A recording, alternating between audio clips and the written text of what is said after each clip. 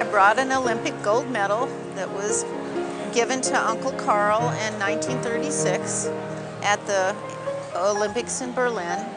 They were the first U.S.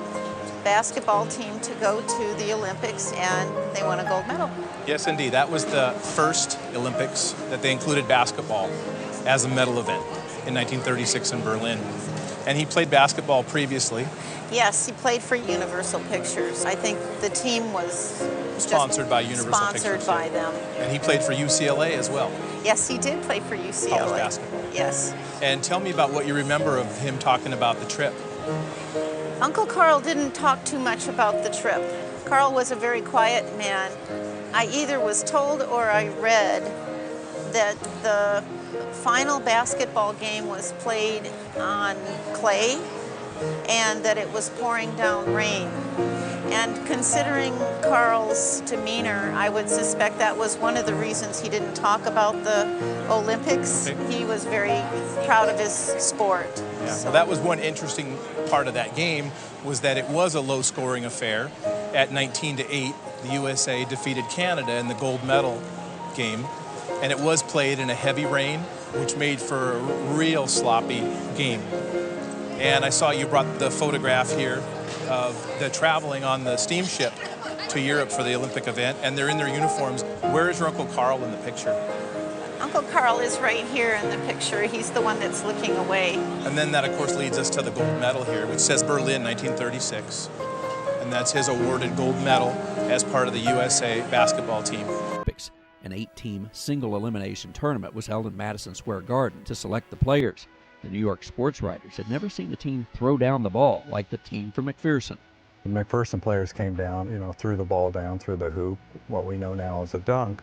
And Arthur Daly, he had a Hall of Fame career as a sports writer. He was just starting out with the New York Times.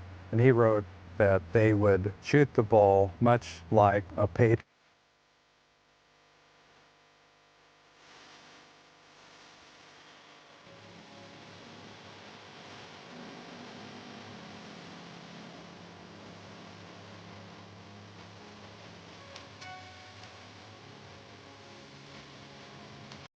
In this case, it is practically impossible to tell this story without acknowledging the fact of where the tournament was being played. It was being played in Nazi Germany. Adolf Hitler had been in charge for about 3 years at the time of the Olympics, and World War II was not going to start for about 3 more years after the Olympics. But in the meantime, Hitler was working furiously to rebuild Germany and build up his military in preparation to begin the war. When athletes from around the world arrived in Berlin, they were greeted with Nazi flags and swastikas everywhere. They noticed Nazi soldiers posted on practically every corner in a variety of different colors and styles, indicating the type of soldier they were. This was Hitler's opportunity to show off to the entire international community how he had rebuilt Germany from a country with practically a non-existent economy, still reeling from the sanctions of World War I, into an international powerhouse. In other words, this was a chance for Hitler to show off in front of the entire world.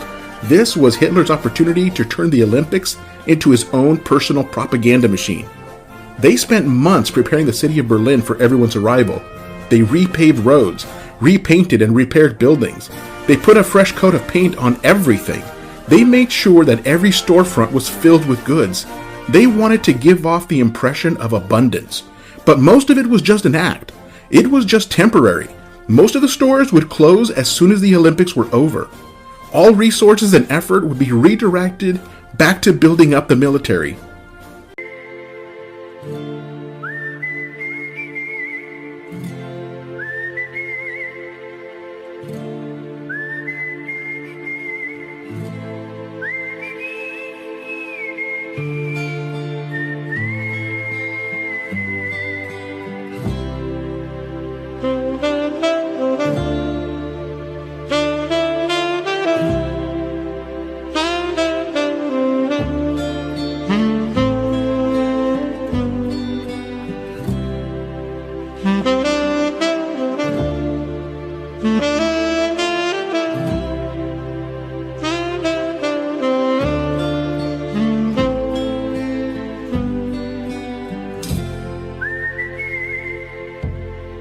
Two inches of water since it had been raining the entire night before.